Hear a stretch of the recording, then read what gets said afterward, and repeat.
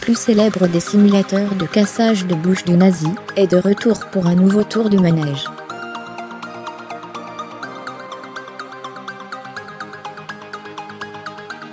Ce bon vieux Blasco n'est pas mort, n'en déplaise au Reich, et il va même se payer le luxe de nous raconter un peu sa vie.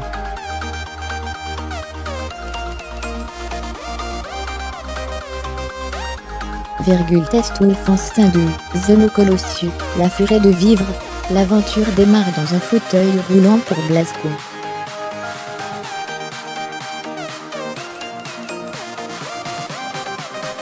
Après avoir explosé le boucher, et lui avec virgule, il doit désormais se déplacer en fauteuil roulant pour commencer, puis dans l'armure de sa compère Caroline.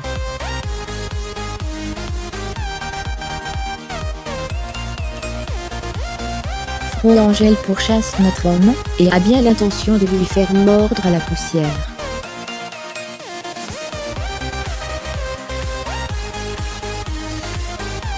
Pour les résistants, une seule voie possible, libérer l'Amérique de l'oppression nazie.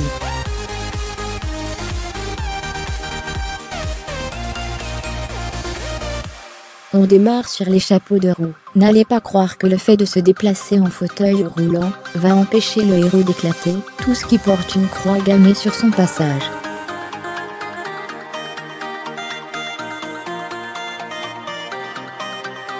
Ainsi, au rythme de ses bras qui entraînent les roues, véridique, vous avancez en éliminant moult adversaires.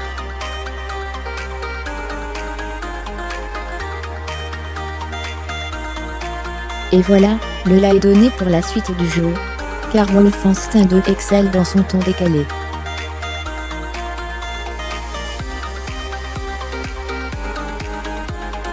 L'humour est présent tout du long, et est savamment distillé de manière burlesque, mais sans que ça vire à l'absurde.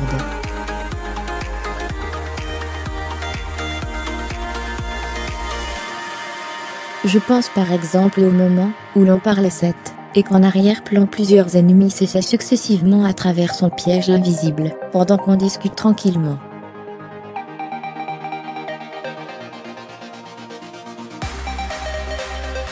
Le dernier nazi a tenté le passage le fait après examen plus approfondi du passage et surtout, il le fait sur la pointe des pieds, comme dans un dessin animé, où le protagoniste veut éviter de réveiller le chien méchant en passant devant sa mouche.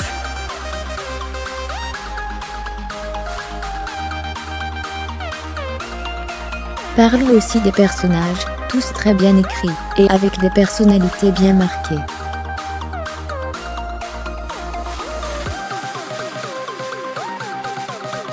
L'homme que l'on rencontre à notre arrivée en Amérique, est par exemple totalement dans son délire d'invasion extraterrestre, alors quand on sait en plus qu'il vit à Roswell, tout le titre vous offre une pléthore de démonstrations comiques, qui m'ont pour le coup vraiment bien fait rire de nombreuses fois, durant votre aventure, et cela participe pleinement à créer l'identité du jeu, ainsi que son atmosphère, d'autant que l'univers est complètement barré, vous aurez l'occasion de le constater par vous-même.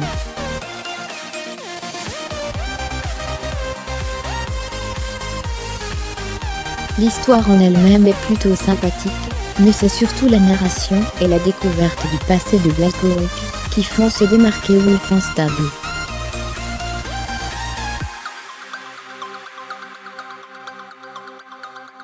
Il faut bien le dire, ce supplément apporté au scénario entame le rythme du jeu, car vous aurez de longs passages narratifs, mais il s'agit d'une bonne chose, car les missions en elles-mêmes sont toujours autant survitaminées, et les séquences filmées le sont à la manière d'un film de cinéma, pour un résultat très prenant, et à contre-pied de l'aspect purement bourrin coutumier des FPS.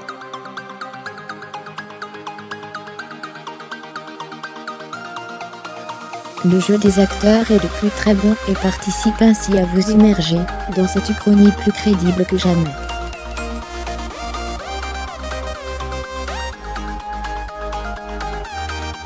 Ajoutons à cela les différents documents que vous pouvez trouver un peu partout, dont certains ont des résonances dans notre monde bien réel.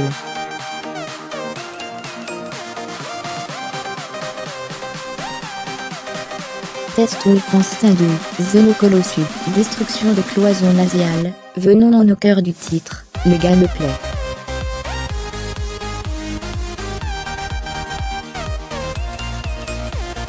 En gros, Wolfenstein 2, c'est Wolfenstein premier du nom en mieux. Beaucoup mieux.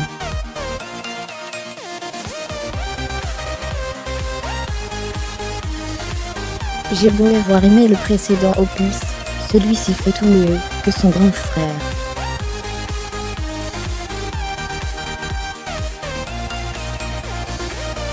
Ensuite de la narration, mentionnant les graphiques, absolument jouissifs. Les armes offrent un superbe design, et on se retrouve enfin, avec un jeu qui gère à merveille les effusions de sang.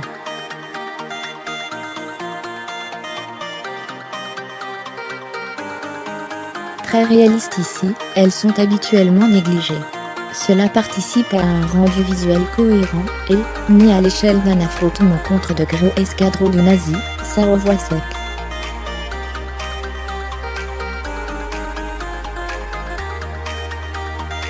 Les combats s'enchaînent, nerveux, avec des ennemis qui, malheureusement et une fois encore, ont souffert d'une ablation du cerveau. On le savait parce qu'ils sont nazis, mais c'est aussi parce que l'IA est à revoir.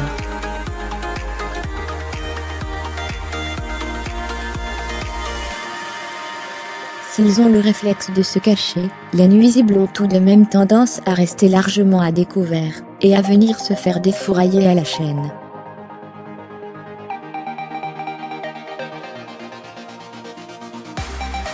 En définitive, nous ne sommes de toute façon pas dans une simulation tactique, mais dans du mitraillage en boucle. Ce point n'est donc pas rébarbatif, c'est juste dommage.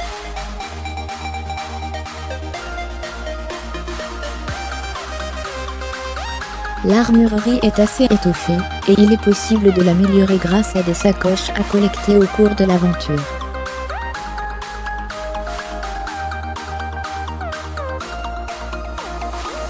Vous pouvez donc ajouter une lunette à telle arme, un silencieux à telle autre, etc.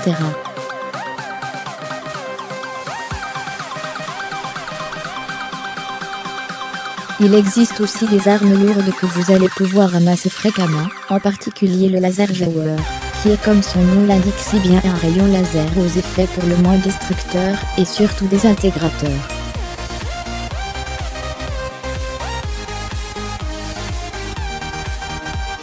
La seule chose que l'on regrette véritablement dans les combats en définitive, ce sont les bruitages du corps à corps, véritablement mous.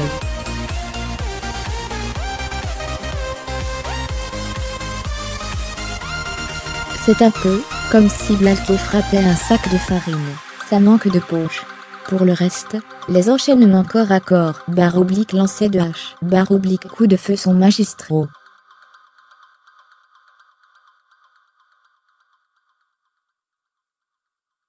C'est bien simple, Wolfenstein 2, tout comme Doom, me rappelle pourquoi j'aime les FPS.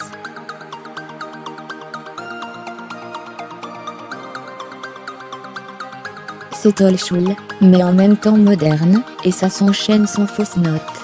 En plus de ça, on se retrouve avec des pseudo-super-pouvoirs via un élément d'armure issu de la recherche ennemie. Il faut choisir entre un plastron qui permet de se comprimer, pour passer par des espaces étroits, des épaulettes qui font office de bélier et des échasses rétractables permettant de vous faire gagner en hauteur.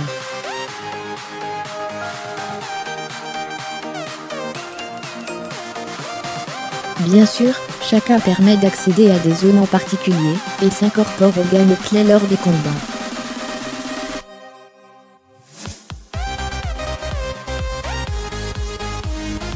Test Wolfenstein 2, Xenocolossus, en musique, à rien suffit, et justement, pour parler son, mentionnons Mick Gordon, qui a aussi signé la BO de Doom, toujours au top.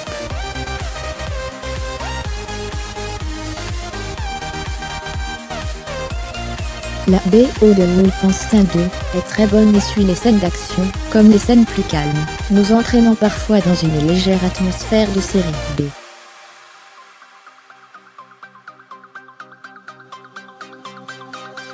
Le résultat global est largement convaincant, mais quel regret que les combats ne soient pas plus accompagnés, à l'instar de Doom, de bon gros métal qui tâche. Je repense à une scène où des nazis déboulent, et que des guitares se mettent à hurler, et quand le combat déboule, elles s'arrêtent.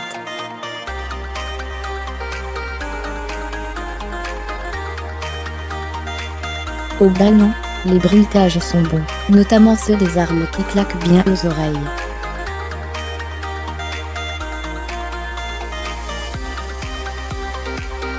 Au passage, ce bon vieux Blazkowicz a changé de voix.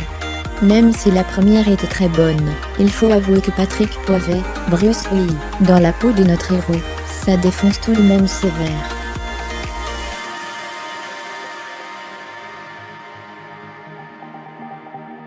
En revanche, la synchronisation labiale est à revoir.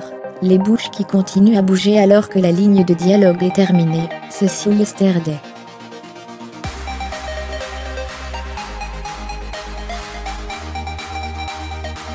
Test Wolfenstein 2, The No Colossus, Nazi Frankie, c'est bon, ce Wolfenstein 2 déboule sous les meilleurs auspices.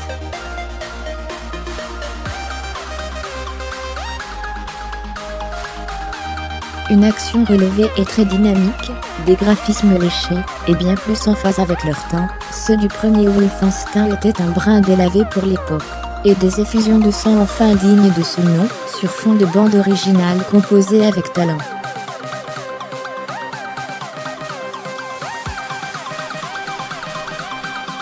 Que demande le peuple? À part la libération des États-Unis, bien sûr. Machine Games a décidé pour l'occasion d'offrir une vraie narration au jeu, et on découvre avec plaisir le passé de Blazkowicz, ainsi que sa personnalité et ses états d'âme suite à l'événement dramatique, qui donne le départ de cette nouvelle aventure.